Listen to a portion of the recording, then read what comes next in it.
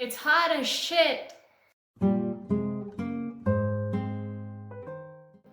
Hi, welcome back. You probably noticed something about my face that it's kind of different. And on camera it feels like I just have a white mustache, but if I get a little closer, it's actually a pretty cool makeup look. Today is probably one of the hottest days of the year, so I have my trusty fan here. It's probably going to be a little noisy, I'm very sorry about that. Can you believe that it's already like the middle of the year and it's time for the mid-year book freakout tag? That's what we're going to do today, because it's very hot. It's the middle of the year. I've got a ton of books to talk about. First question is best book you've read so far, and let me tell you, this book, incredible. It changed the way that I think about a lot of things in my life and about writing, and it's all thanks to my favorite recent obsession and favorite YouTuber, booktuber, Carly. And this is one of her favorite books, so I wanted to try it.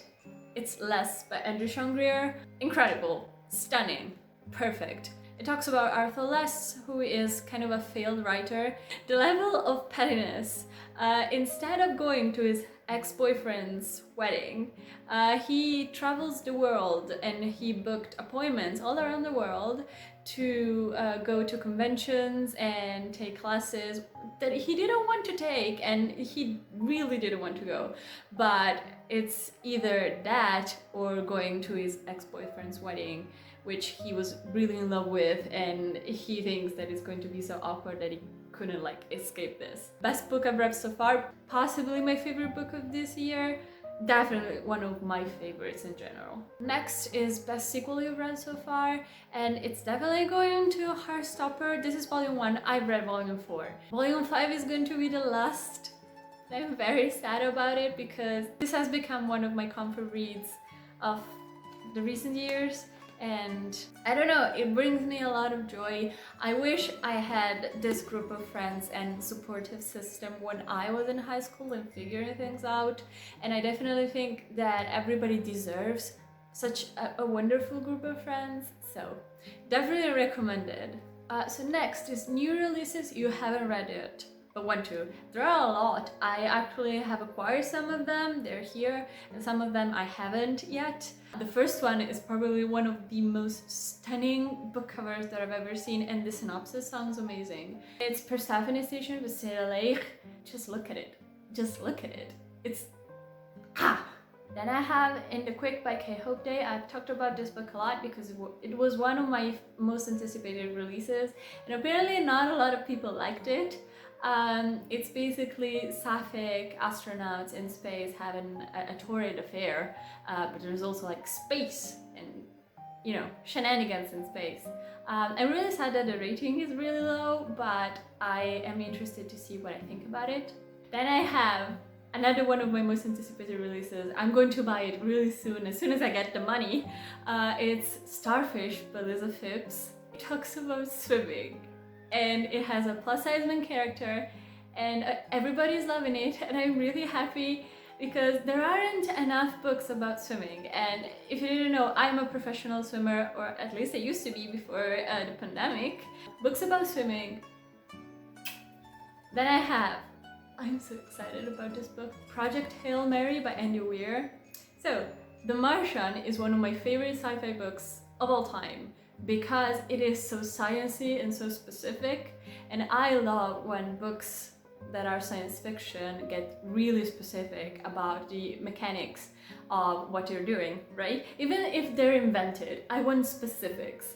This is the engineer in me. I think Project Hail Mary has the potential to be even better if it retains the same writing and same specifics as The Martian. Then I have two books that I've recently bought and I don't have the courage to start. The first one is Mr. Impossible by Maggie Stiefvater. Yes, I know. Everybody hates, one, the cover, two, the title. Actually, the cover doesn't bother me that much. It's not that awful. The title, Mr. Impossible, I hate. and I hate it a lot. The Ribbon Cycle, it's one of my favorite series ever. I really loved those books. This one, however, I think, and I've talked about this at length, I think Calda and the Hawk was a very high action book, wrote as a whimsical fairy tale, which gives you kind of a whiplash while reading it because the tone is so whimsical and slow, but so many things happen, and I didn't think that was possible to write, but apparently Maggie Stiefvater does this. And it ended on a cliffhanger, and I'm really interested to see where the characters will grow and go. And I have the most precious book in my collection right now. I have an unhealthy attachment to this series. I used to carry the first book with me everywhere I went. And in Italy, they only translated the first book, and there are like 9 books out right now, and it makes me really sad. So this is Bloodline, the 9th book in the Hive series by Mark Walden. This series talks about an island where there's a school. Kids get brought into the school if they have a potential to become crime lords, and they go to school and have classes on how to be the most evil that they can be so that they can integrate it back into society and rule the world from the shadows. Fucking cool.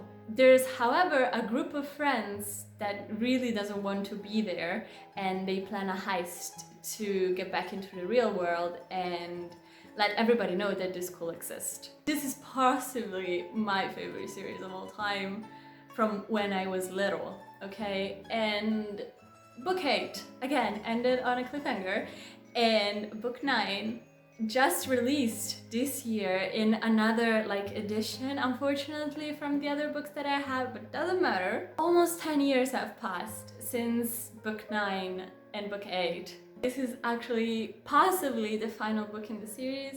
It holds such a special place in my heart because I've made so many friends back in middle school and in primary school for this book, and just read this series. The final book is out, so okay, next is my most anticipated releases for the second half of the year, and I only have 3 apparently, according to my Goodreads, but there may be more. The first one is How We Fall Apart by Kitty Tsawa, and this is apparently a dark academia just the way you like it, in a high school academic setting, and somebody ends up dead. And there are secrets between friends group, which is one of my favorite tropes. Then I have something that is really weird for me, that I have this attraction to the cover and the title possibly, but also the synopsis. It's really weird for me. This is not my favorite genre or anything else. And it's My Heart is a Chainsaw by Stephen Graham Jones. This is apparently a love letter to slasher movies, and I don't really like slasher movies. And I read the synopsis and I was instantly captured because it seems like it's going to be real gruesome and really mind-turning, is that a word? And then, of course, I have Aristotle and Dante Dive into the Waters of the World by Benjamin Alirsen. I don't have to tell you why I'm excited about this book. Aristotle and Dante Discovered the Secrets of the World was probably one of my first eye-opening book about queerness that I've ever read, and about the rage that comes to it if you can't accept your situation, and the baggage that comes to it. It did change a lot about my demeanor about myself. Then I have biggest disappointment of this year, and the biggest disappointment is not even on this bookshelf, it's on top of it because I don't want you to see it. Come here, you terrible. Actually I have 2 for very different reasons.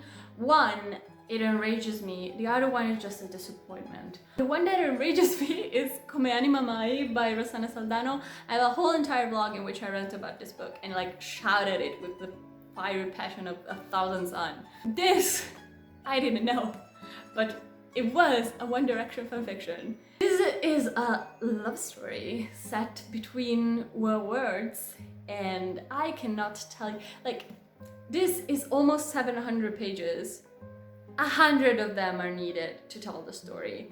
And it's also the editing was non-existent because a story has to have a structure, right? No, apparently it doesn't have to be like structured and well edited and well written. Apparently not. And then I have a very big disappointment, which is a graphic novel called Neon Brothers.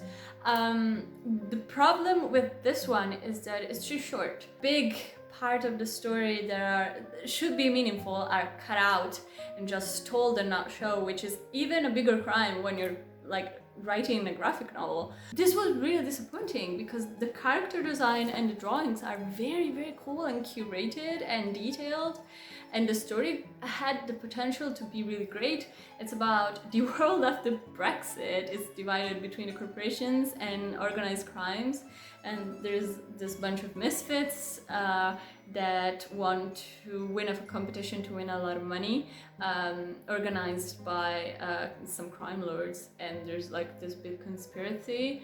It's too short, incredibly short. This should have been like twice the size to carry the story that he wanted to tell, and it's really disappointed that he didn't. Then, biggest surprise of the year, it's an audiobook that I picked at random. It's called Honeymoon for One by Kira Andrews. It talks about two men, one in America, one in Australia.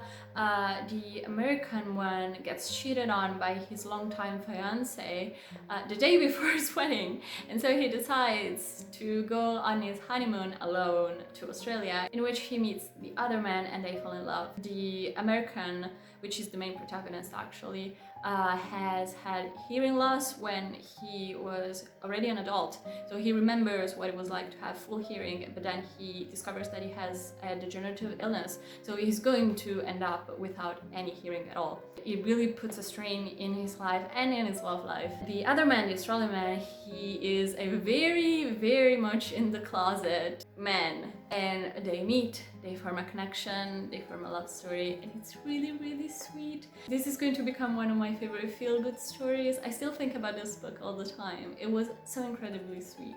A favorite new author, it's going to go to Andrew Shangrier, because Les was just incredible. I really want to read all of his books now. Next is my least favorite question, new fictional crush. I don't get crushes on characters, nor do I get like celebrity crushes. I never had, so no one. But then one of my favorite questions is your newest favorite character, and it definitely has to be Elliot from On a Sunbeam by Tilly Walden. I really love their character and their stories, and I really love the way that the Italian team translated the pronouns, because Elliot uses they them. But Italian is a very gender language and you can't do that, so you have to turn all the phrases around to get them to be neutral. So I really appreciated that. You don't get a lot of non-binary characters in graphic novels and books, so definitely appreciate it. I also really love their design and their backstory. Next question is a book that made you cry, and there's only been one. It's called In Waves by AJ Dangle. This is a split story. It talks about the author and the story of his girlfriend who had cancer and died of cancer, and the story of surf. It is wonderfully interwoven, one story with the other, and it's also really, really emotional and sad. And it talks about the most prominent surfers that brought surf back into the picture for the international crowd, and how that disrupted what it was a traditional thing. It talks about loss and the loss of a loved one. Then, a book that made you happy. I'm going to go with a manga. Actually, I think it's a webtoon. It's called My Son is Probably Gay by Okura. You follow the point of view of a mother that has the hunch that her son is probably gay. He talks about this one boy all the time. He always says, well, I would love a boyfriend. Oh no, sorry, a girlfriend. And she starts to quietly support him if he wants to come out or not. It depends on him. And it's the sweetest, most wonderful story. And I think it has to set an example for all the parents around the world on what to do if you think your son is part of the LGBTQ+ community, to just support him in any way you can, even quietly, even not saying anything. Just let your son or daughter or your child be known that you're going to be there for him no matter what. It was very, very wholesome. The most beautiful book you've bought so far? It's definitely On a Sunbeam by Tilly Walden. Like, just look at it. It's just...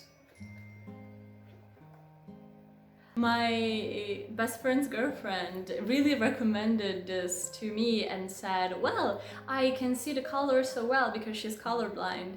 And apparently Tilly Walden is also colorblind, and that's the reason that she saw the colors so well. They were so defined, which also brings me double the joy. What book do I need to read by the end of the year? A lot. Too many. I'm going to point you to a video in which I did my Hot by Summer, Hot Bisexual Summer book list. So those are all the books that I want to read in the summer, plus one that just arrived this morning.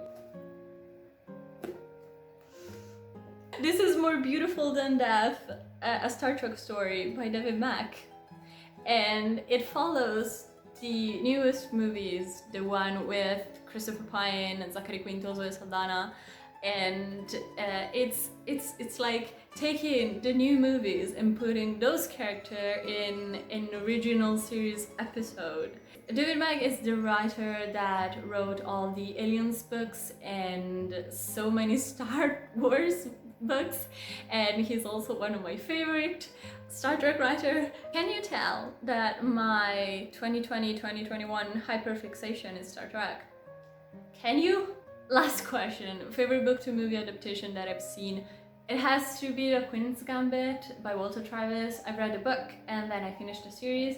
I thought that both were wonderful. The storyline was almost the same like down to the script, and I really liked it. There was just one very brief, kind of inappropriate scene that was in the book that was cut in the series, so I think that made it perfect. I also love the main actress. I think she's so beautiful and talented. We've arrived at the end. I am so hot, like unbearably so. I hope you had fun. My exams are coming to an end in July, so I'm going to be posting a lot more videos. I'm sorry that I've been so MIA on this channel, but I'm going to work hard, I'll promise. And as always, please check out in the description. There are some very important links, places where you can donate, petition that you can sign. Only takes 2 seconds. There are so many people that need it. Also, socials, I have them, they're down below. I have a Twitter if you want to connect with me. I read a lot of books, I post a lot of memes. It's a fun time there. I also have a Goodreads if you want to see what I'm reading, and also have an Amazon wishlist. You don't have to get me anything, I don't actually use Amazon, but if you want to know what I'm planning on buying, down below. I'll see you in the next video. Goodbye! Bye!